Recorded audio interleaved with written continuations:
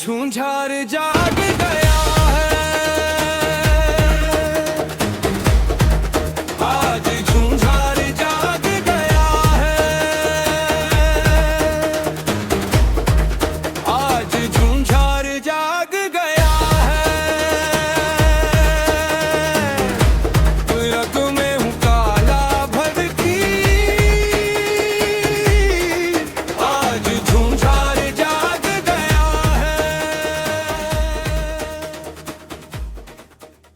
अब तक हमने देखा कि कैसे अमर सिंह ने गिरधर जी को जेल से बाहर निकाला, कैसे गिरधर जी के कहने के पश्चात भी अमर सिंह ने उनकी बात को अनसुना कर दिया, किस प्रकार गिरधर जी ने कूटनीति का सहारा लेकर बीकानेर के राजा करण सिंह से सहायता मांगी। और जब अमर सिंह को यह बात पता चली कि करण सिंह गिरधर जी को बीकानेर राजव्यास की जिम्मेदारी देने को आतुर है, और इस बात से गुस्से की अग्नि में जलते हुए राजा अमर सिंह ने बीकानेर के राजा करण सिंह को खुले शब्दों में चेतावनी दे दी। अब आगे अमर सिंह को अंगारे, शरीर में अंगारे उलझने लगे, सुलग गए, क्रोध के मारे कांपने लगा और सोचा कि अब पानी हद से पार हो गया है, अब मैं बर्दाश्त नहीं कर सकता। और गुस्से से बलबलाए वो नागौर आए, दरबार बनाया, बुलाया, गिरधर जी को बुलाया, दरबारियों को बुलाया, सबको बुला के कहा, गिरधर जी अब मेरे दरबार को छोड़ के, मेरे राज्य को छोड़ के, मेरी सेवा छोड़ के आप बीकानेर जाना चाहते? आप मेरे गुरु हैं, मेरे सलाहकार हैं, मेरे संरक्षक हैं, आपके बिना मैं कुछ भी नहीं हूं। जो कुछ मैंने किया मुझसे गलती हो गई, आप मुझे हमेशा माफ करते रहे, मेरे गुरु हैं, आप मुझे माफ करिए, आप यहां सेवा में रहिए और आप जैसा कहेंगे वैसा मैं करूंगा, आपकी हर आज्ञा को मानूंगा। इस प्रकार दोबारा गिरधर जी के कहने से सारे राज कर्मचारियों को हटाया गया था, उन सब की बहाली हो गई, सारे आदमी अपने अपने पद पर फिर काम करने लग गए। गिरधर जी ने एक ऐसा दाव फेंका, एक कूटनीतिक दाव फेंका, शतरंज की चाल चली और शतरंज की चाल काम कर गई। करणी सिंह चुप हो गए, बीकानेर जाना नहीं था, गिरधर जी बीकानेर जाना कतई नहीं चाहते थे, ये तो एक राजनीतिक दाव था। अब राव अमर सिंह की नाराजगी को ठीक करने का, राव अमर सिंह को सबक देने का, और इस सबक में वो कामयाब हो गए। गिरधर की जयकार किया, लोग काम पे लग गए, शासन व्यवस्था ठीक हो गई, सुचारू चल पड़ी, नागौर फिर विकास की राह पर चल पड़ा। और गिरधर जी ने देखा अब सब कुछ सुव्यवस्थित है, सब ठीक है, ब्राह्मणोचित संस्कार थे, उन्होंने जोर मारा, सोचने लगे बहुत काम कर लिया, बहुत सरकारी सेवा कर ली, बहुत जंजट देखे, बहुत दुनिया देखी, बहुत कर लिया, अब कुछ भगवान का नाम भी लेना चाहिए, कुछ तीर्थ करना चाहिए, तीर्थ यात्रा करनी चाहिए। तो उनकी पत्नी ने भी कहा अब हम कुछ तीर्थ यात्रा करने चलते हैं। तो उन्होंने अपने स्वामी से अनुमति ली कि मैं तीर्थ यात्रा पर जाना चाहता हूं, मुझे आज्ञा दीजिए। अमर सिंह जी ने कहा, राव अमर सिंह ने, अब सब कुछ शांत है, सब कुछ सुव्यवस्थित हो गया है, अब आप आराम से तीर्थ यात्रा कराइए, और मैं भी आगरा में बैठा हूं और सब कुछ नागौर की व्यवस्था ठीक है, कोई तकलीफ की बात नहीं है, कोई आप आराम से तीर्थ यात्रा करिए। और गिरधर जी तीर्थ यात्रा पर निकल गए।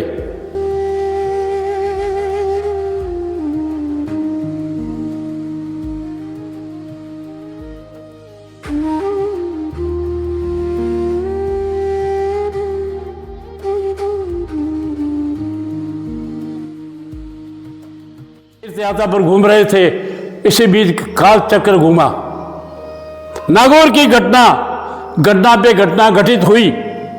और क्या हुआ, बड़ा हृदय विदारक घटना है। वीरों की गति ऐसे घटनाओं से विचलित हो जाया करती है। एक मामूली सी घटना ने भयंकर रूप ले लिया।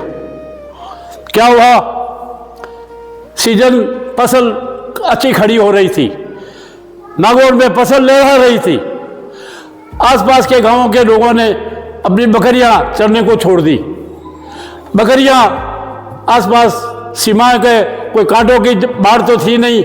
नागौर और बीकानेर की सीमाएं लगती है, एक सीमा से दूसरे सीमा में लोग आते जाते थे। बाढ़ थी नहीं, कांटों की बाढ़ वगैरह थी नहीं, दीवार कोई होती नहीं। बकरियां या पशु गायें बैल एक सीमा से दूसरे सीमा में आते जाते रहते हैं, ये तो होता ही है। तो चरने के लिए बकरियां नागौर की तरफ आ गई और काफ़ी लोगों के, किसानों के खेतों में बकरियां फसल को चाट गई, खा गई और फसल बर्बाद हो गई।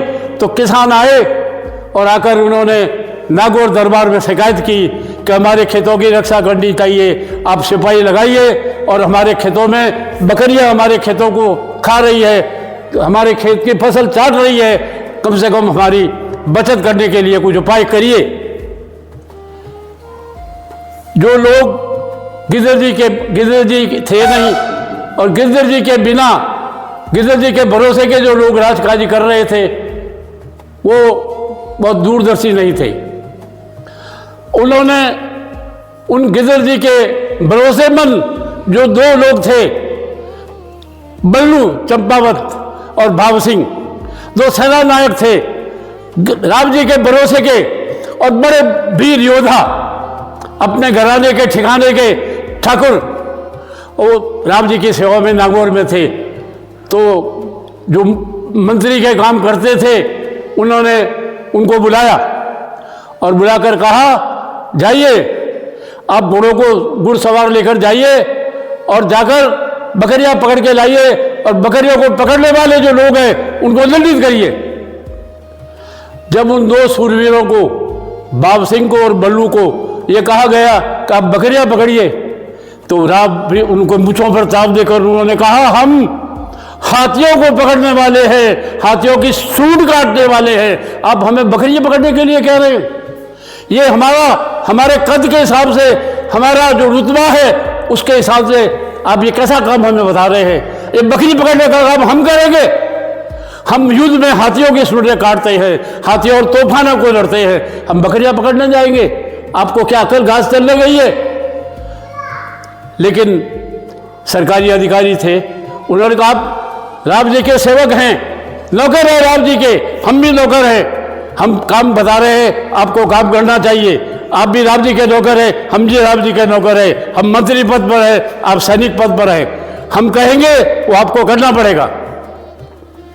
दोनों वीर योद्धा दम और घमंड में चूर हो गए, गुस्से में भर गए।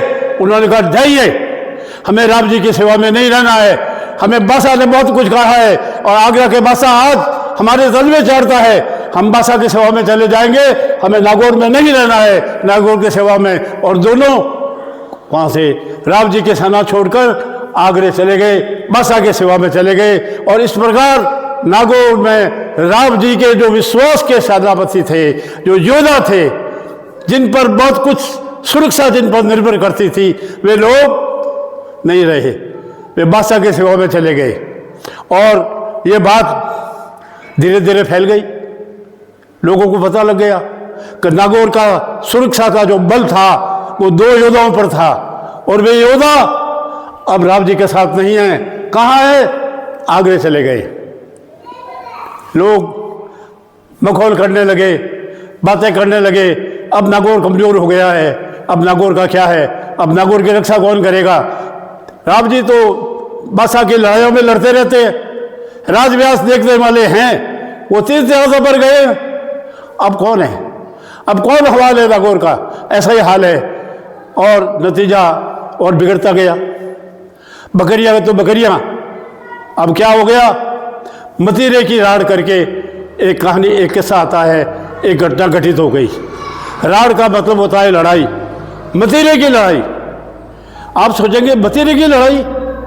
अरे मतीरे की लड़ाई बड़ी जबरदस्त लड़ाई हुई। इस समय तक नागौर पूरी तरह से खाली हो चुका था, क्योंकि बल्लू सिंह चंपावत व भानु सिंह कुमावत, जो नागौर के बाहुबली के रूप में वहां के सेना नायक थे, वो बाद शहंशाह के पास आगरा चले गए और उनकी तरफ शामिल हो गए। इसी बीच नागौर किसानों ने मतीरा अर्थात तरबूज की फसल लगाई।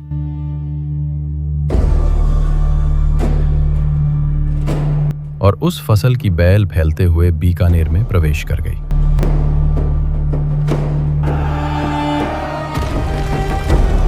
यही बैल बनी उस इतिहास की जड़ जिसने के अमर सिंह की मृत्यु का अध्याय लिखा।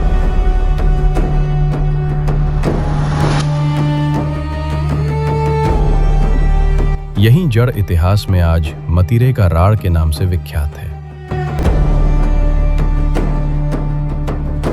इस जड़ के कारण नागौर और बीकानेर के बीच युद्ध का आगाज हो जाता है,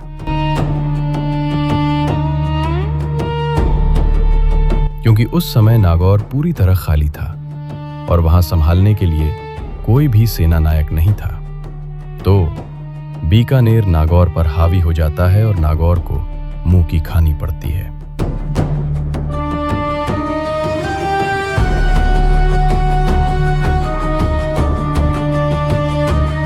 ये बात जब अमर सिंह को पता चलती है तो वो बीकानेर से इसका बदला लेने को भड़क जाता है, लेकिन राव अमर सिंह को जाने से रोक लिया जाता है। मेरी पिछी जाजम बीकानेर ने खाली कर दी।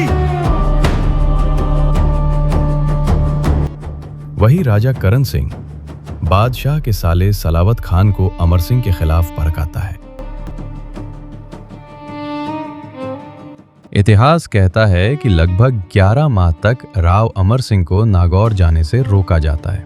यही वो घटना है जिसने इतिहास का वो अध्याय लिखा जिसे भूला पाना असंभव सा प्रतीत होता है। काश उन दिनों व्यास तो नागौर कलंकित होने से बच जाता।